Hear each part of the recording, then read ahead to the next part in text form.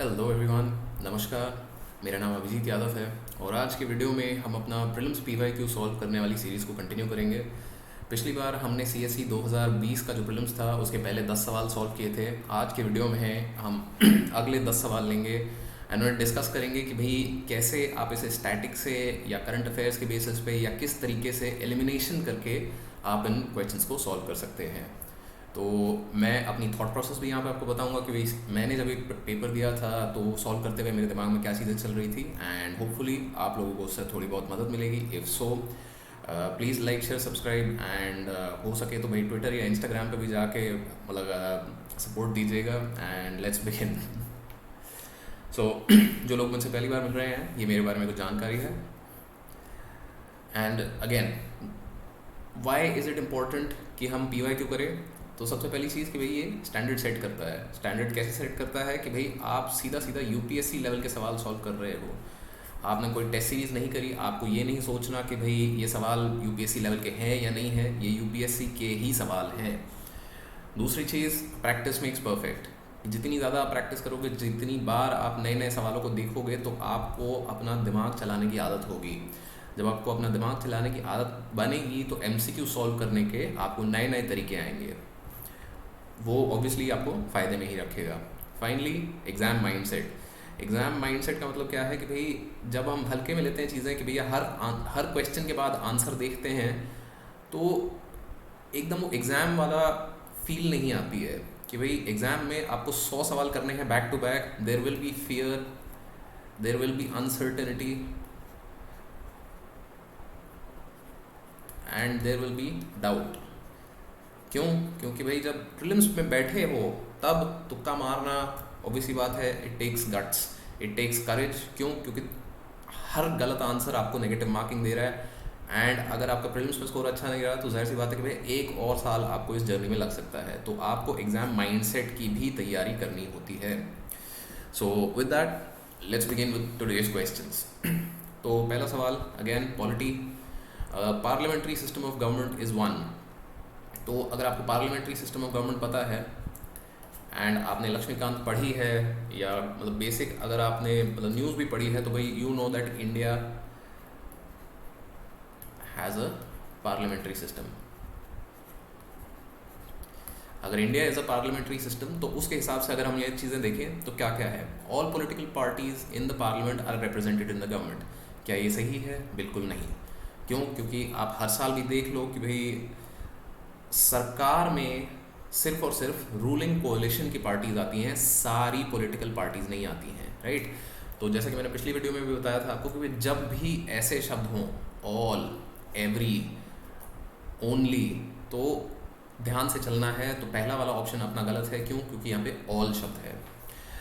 दूसरा option, the government is responsible to the parliament and can be removed by, ये सही लग रहा है, राइट? तीसरा ऑप्शन देखें, the government is elected by the people and can be removed by them. पहला part इसका सही है कि government is elected by the people, but क्या आम वोटर सरकार को हटा सकता है? आम वोटर सरकार को नहीं हटा सकता। एमपीज जो हैं पार्लियामेंट में वो सरकार को हटा सकते हैं। तो ये सेकंड वाला जो स्टेटमेंट है हमें सही लग रहा है, राइट? फोर्थ स्टेटमेंट देखें, the government is chosen by the parliament but can not be removed bye it before completion of fix term. Can not be removed before a fix term, तो ऐसा बिल्कुल ही नहीं है। अगर आपने हिस्ट्री पढ़ी है, पोस्ट इंडिपेंडेंस भी, या मतलब इन जनरल आपने थोड़ा करंट अफेयर्स पढ़े हैं, तो 2000 आई थिंक 1989 टू 2004 ये एक पीरियड था जहाँ पे कोई भी ऐसे मेजर सरकार थी एक्सेप्ट फॉर आई थिंक एक टर्म जो पूरे 5 साल नहीं टिकी थी। तो अगर आपको ये पता है तो भाई मतलब ये भी पता है कि भाई ये स्टेटमेंट आपकी गलत है, राइट? तो इससे हमें सिंपल सा पता चल गया कि भाई ये हमारा सही आंसर है। ये सेकंड स्टेटमेंट में सही आंसर मिलने के बाद भी मैंने बाकी दो स्टेटमेंट्स क्यों पढ़ी? क्यों? क्योंकि कभी कभार क्या होता है कि दूर से देखने में कुछ लग रहा है हमें कि भाई हाँ ये सही होना चाहिए, बट विद थ्योरी के सवालों में रिलेटिव करेक्ट टाइप की एक चीज़ होती है कि भाई ये सही है बट ये शायद ज़्यादा सही हो सकता था, कि भाई इस मोमेंट पे कैसे मतलब अगर वो ज़्यादा सही वाला बाद वाला कोई ऑप्शन आता, बट आपने यहाँ पे ये मार्क कर दिया कि भाई नहीं ये सही है, हमें पता है, और आपने बाकी दोनों ऑप्शन पढ़े ही नहीं, तो ये अच्छी बात नहीं है, ये ऑब्वियसली आपको डेट्रीमेंटल रहेगी. So read all options before marking. Right. So next, which part of the Constitution of India declares the ideal of welfare state? Again, polity का बहुत सिंपल स्टैटिक सा सवाल. अगर आपने पॉलिटी करी है तो ये directive principles of state policy है. आर्टिकल नंबर 39 में ये चीज़ें एन्यूमरेट करी गई हैं. एंड ऑब्वियसली आर्टिकल नंबर 39 का बी और सी पार्ट जो है उनको स्पेशल स्टेटस दिया जाता है. स्पेशल स्टेटस किस चीज़ के लिए इन्हें दिया जाता है, अगर आपको पता है तो नीचे कमेंट्स में लिख के मुझे बताइएगा. इससे आपकी भी नॉलेज बढ़ेगी एंड बाकी लोगों की भी हेल्प होगी. राइट. तो 12 का आंसर ए हो जाएगा सीधा सीधा, क्योंकि that's a very simple and straightforward question. आपने पॉलिटी पढ़ी है तो ये आपको पता होगा. Next question, the constitution of India defines its basic structure in terms of federalism, secularism, fundamental rights and democracy. तो अगर बेसिक स्ट्रक्चर की बात करें तो हाँ ये चीज़ें सही हैं. फेडरलिज्म है वहाँ पे, सेक्युलरिज्म है, फंडामेंटल राइट्स हैं and democratic system of government भी है. बट कॉन्स्टिट्यूशन ऑफ इंडिया नहीं डिफाइन करता बेसिक स्ट्रक्चर को. बेसिक स्ट्रक्चर कौन डिफाइन करता है? Supreme court. राइट. तो पहला स्टेटमेंट जो है हमें गलत दिख रहा है. दूसरा statement, the Constitution of India provides for judicial review to safeguard the citizens' liberties and to preserve the ideals on which the Constitution is based. तो बिल्कुल सही बात है, Constitution of India does provide judicial review. Judicial review कौन से article में आता है? अगेन अगर आपको पता है तो बताइए नीचे कमेंट्स में. तो इसके हिसाब से हमें बतानी है कि करेक्ट स्टेटमेंट्स कौन सी हैं. तो 1 गलत है, आपका बचता है बी. राइट. क्योंकि बी हमें पता है सही है. तो ऐसे क्वेश्चंस में जहाँ पे एक भी स्टेटमेंट के बारे में आपको कुछ पता हो, तो जैसे ही आपको एक स्टेटमेंट के बारे में कुछ पता होता है कि भाई फर्स्ट गलत है, अगर आपको ये नहीं भी पता कि भाई सेकंड सही है या गलत है, तो आपके पास 2 ही ऑप्शन बच जाएंगे. 50% चांस आपका रहता है कि भाई सही होगा. तो 50% चांस गलत का भी रहता है. बट प्रोबेबिलिटी के हिसाब से ऐसे सवालों में हमेशा मार्क करके आइए.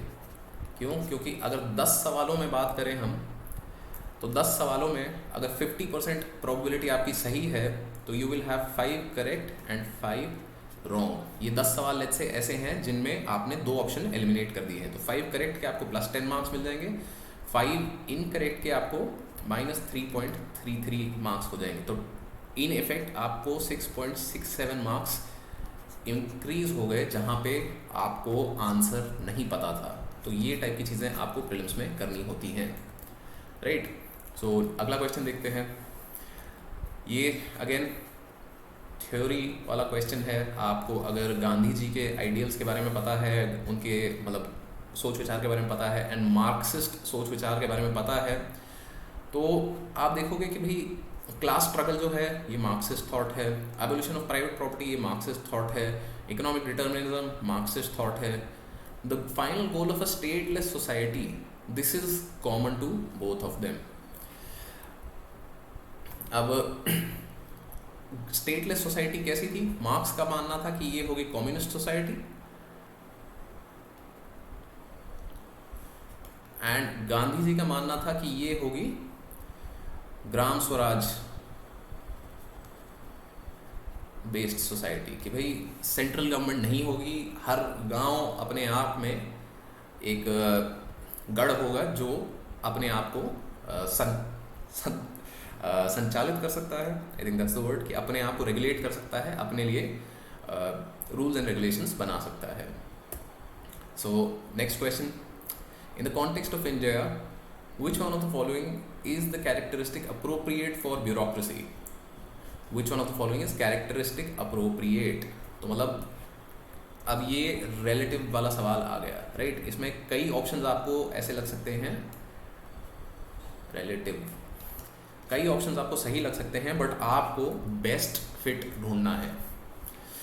तो an agency for widening the scope of parliamentary democracy, ठीक है, but let's see. An agency for strengthening the structure of federalism, तो ब्यूरोक्रेसी का main role structure of federalism बनाना तो नहीं है. Right. An agency for facilitating political stability and economic growth. Again ये major काम नहीं है बट कह सकते हो कि हो, मतलब it is part of the job इसकी तरह। N agency for implementation of public policy. तो यहाँ पे ये वाला जो ऑप्शन है ये सबसे सही लग रहा है। ऐसा नहीं है कि ए गलत है या सी गलत है बिल्कुल, but out of the 4 options D is most correct. कि भाई पब्लिक पॉलिसी को इम्प्लीमेंट करना ब्यूरोक्रेसी का काम है। पब्लिक पॉलिसी को इम्प्लीमेंट करते करते आप पॉलिटिकल स्टेबिलिटी और इकोनॉमिक ग्रोथ पे भी ध्यान देते हो, आप पार्लियामेंट्री डेमोक्रेसी का स्कोप भी वाइडन करते हो, एंड कुछ हद तक, मतलब हमेशा नहीं बट कुछ हद तक you also strengthen the structure of federalism. तो ये वाला जो ऑप्शन है इसमें से बाकी सारे ऑप्शन निकल जाते हैं। तो इस तरीके से आपको सारे ऑप्शन हमेशा पढ़ने चाहिए, राइट। अगला क्वेश्चन देखें।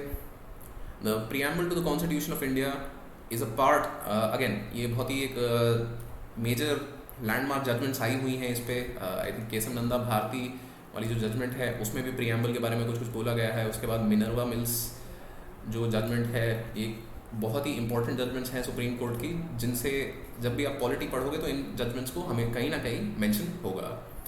तो इन जजमेंट्स में ये बात हुई थी कि भाई क्या preamble part of the constitution है, and if it is the part of the constitution क्या उसकी लीगल अथॉरिटी है, इज इट जस्टिसेबल। जस्टिसेबल का क्या मतलब है कि भाई अगर आपको लगता है कि आपके राइट का उल्लंघन हुआ है, वो राइट जो प्रीएम्बल में दिया हुआ है, तो क्या आप कोर्ट में जा सकते हो। तो ये सवाल है यहाँ पे आपके सामने कि preamble of the to the Constitution of India is a part of the Constitution but has no legal effect. A part of the Constitution, तो preamble हमें पता है कि भाई by Supreme Court judgments it is part of the Constitution, yes. Does it have independent legal effect? No, independently नहीं, but बाकी parts के conjunction में आप इसे पढ़ सकते हैं। Not a part, तो ये तो गलत हो गया सीधा सीधा, no legal effect वाला भी ये गलत हो गया। A part of the Constitution and has same legal effect as any other part। तो same legal effect as any other part ये बात सही नहीं है। any क्योंकि यहाँ पे लिखा हुआ है तो मतलब कोई सा भी पार्ट कि भाई मतलब क्या प्रीएम्बल आपका फंडामेंटल राइट की तरह है, तो वो बात सही नहीं है, तो ये भी गलत हो गया। तो आपके पास एक ही ऑप्शन बचता है कि it is a part of the constitution but has no legal effect independent of other parts. कि भाई बाकी किसी पार्ट में कोई लॉ दिया गया है तो उसको आप प्रीएम्बल से सपोर्ट कर सकते हो, बट प्रीएम्बल अपने आप में जस्टिसेबल नहीं है, ठीक। So let's go to the next question again. अब आई थिंक पहले 20 सवालों में इकोनॉमी की फर्स्ट एंट्री, एंड इकोनॉमी का ये स्टैटिक का सवाल है। This is not current affairs, this is static. Static क्यों है कि गोल्ड ट्रांस रिजर्व ट्रांस जो चीज़ है, जब भी आप इकोनॉमी पढ़ोगे तो ये बहुत बेसिक सी चीज़ है जिसके बारे में आपको जानकारी होनी चाहिए, राइट। तो जब आप गोल्ड ट्रांस रिजर्व ट्रांस के बारे में पढ़ोगे तो IMF आपको मेंशन होगा आसपास। तो इस क्वेश्चन में बस इतना ही करना था कि अगर आपको गोल्ड ट्रांस और IMF याद है तो आपका आंसर सही हो जाता है, क्योंकि सेम चीज़ है, बस यहाँ पे ये इंस्टीट्यूशंस चेंज किए हुए हैं कि world bank, central bank India में क्या होगा, RBI, एंड WTO, IMF। तो अगर आपको IMF पता है तो गोल्ड ट्रांस वाला ये सवाल आपका सही हो गया, बहुत दिमाग लगाने की जरूरत नहीं है, स्टैटिक का सवाल है। नाउ अगेन ऑप्शन एलिमिनेशन वाले क्वेश्चन आ गए हैं तो इस पर फिर मज़ा आएगा थोड़ा। With reference to the provisions contained in part 4 of the constitution of India which of the following statements is correct. तो सबसे पहले तो आपको ये बताना चाहिए कि भैया पार्ट 4 में है क्या। अगर आपने पॉलिटी पढ़ी है तो part 4 is about directive principles of state policy. Part 3 आपका है फंडामेंटल राइट्स, राइट। तो जब आप पॉलिटी पढ़ लोगे तो आपको ये सारी चीज़ें जाहिर सी बात है याद होंगी। तो पार्ट 4 के बारे में बात हो रही है विच इज़ DPSP। तो DPSP के रिलेशन में ये 3 स्टेटमेंट्स हैं और हमसे पूछा है which of the following statements are correct. तो देखें क्या है, they shall be enforceable by courts, but we know that DPSP are not enforceable by courts. तो पहली स्टेटमेंट होते ही 2 ऑप्शन एलिमिनेट हो गए, तो आपके पास 2 या 3 टू तो मतलब टू तो सही है ही है, क्योंकि यही दो ऑप्शंस आपके बचे हैं, तो आपको बस अब क्या करना है अब ऑब्वियसली बात है सेकंड ऑप्शन भी आप देखो तो फर्स्ट ऑप्शन है they shall be enforceable, second option है they shall not be enforceable. अगर आपको पता है कि नॉट है तो ये तो सही है, right.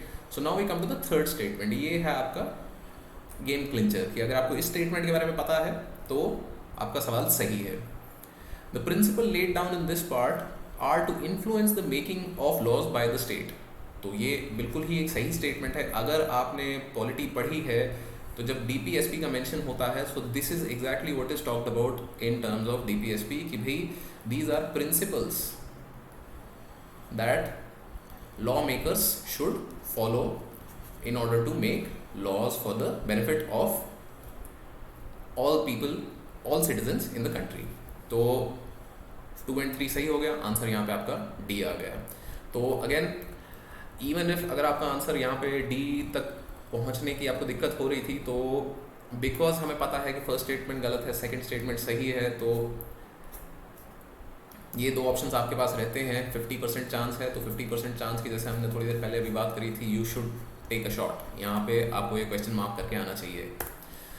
Question number 19, according to the constitution of India a person who is eligible to vote can be made a minister in a state for 6 months even if she is not a member of the legislature of that state, right। तो पहली statement ये हो गई। दूसरी statement यहाँ पे है कि भाई according to the RPA 1951 representation of people's act 1951, ये बहुत ही एक इम्पॉर्टेंट एक्ट है, मेंस के लिए ज़रूरी है पढ़ना काफ़ी। A person convicted of a criminal offence and sentenced to imprisonment for 5 years is permanently disqualified from contesting an election even after his release from prison।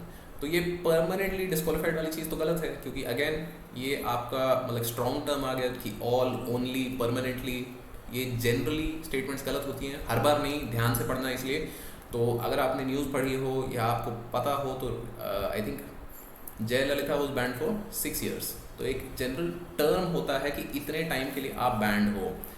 So there will be obviously other examples, but that was the example जो मुझे याद था। And permanent disqualification फिर यहाँ नहीं है, तो permanent disqualification नहीं है तो 2 ओनली गलत हो गया, बोथ वाला गलत हो गया। अगेन 50% चांस है, मार्क तो करना ही है, बट यहाँ पे इस चीज़ को अब हमें समझना है, राइट। तो who is a person who is eligible to vote? Person should be 18+, right. Can be made a minister in a state for 6 months even if he is not a member। तो minister in a state for 6 months even if he is not member of legislature, तो ये तो बिल्कुल सही बात है कि भाई अगर आप लेजिस्लेचर के पार्ट नहीं हो बट आप वहाँ के वोटर हो, वहाँ के वोटर होना ज़रूरी है, आप लेजिस्लेचर के पार्ट नहीं हो तो भी आप मिनिस्टर बनाए जा सकते हो, प्रोवाइडेड कि मिनिस्टर बनाने की डेट में, अपॉइंटमेंट की डेट से with in 6 months, less than 6 months में आपको कोई एक लेजिस्लेचर की सीट पे जीतना होगा या अपॉइंट, अगर आपके स्टेट में लेजिस्लेटिव काउंसिल है तो उस काउंसिल में इलेक्ट होना होगा विद इन 6 months। तो ये वाला स्टेटमेंट हमें सही लग रहा है। दिक्कत यहाँ पे क्या हो जाती है कि भाई आप इस चीज़ में गुम हो सकते हैं कि भैया 18+ होता है या 21 की एज लिमिट होती है या 25 की एज लिमिट होती है फॉर लेजिस्लेचर।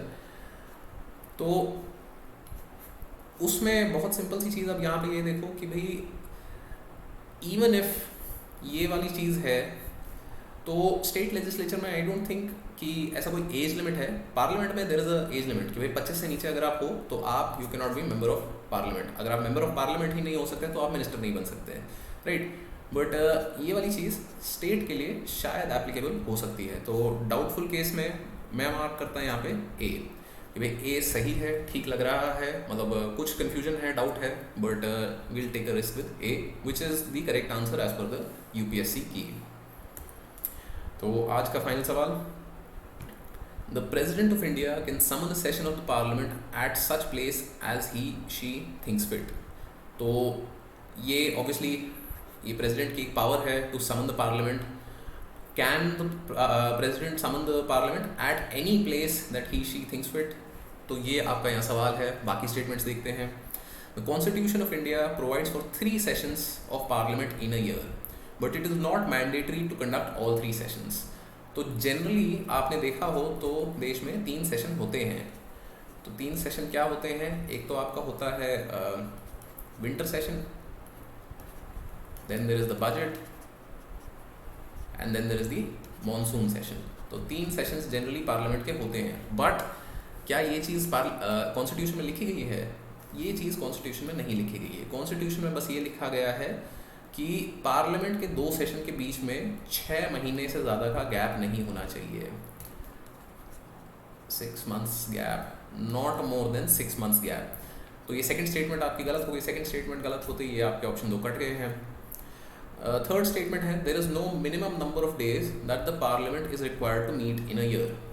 तो ये स्टेटमेंट अब पार्लियामेंट में अगेन आप प्रोविजंस की बात करो तो ये है प्रोविजंस कि भैया 6 months से ज़्यादा का गैप नहीं होना चाहिए, एंड दैट्स इट।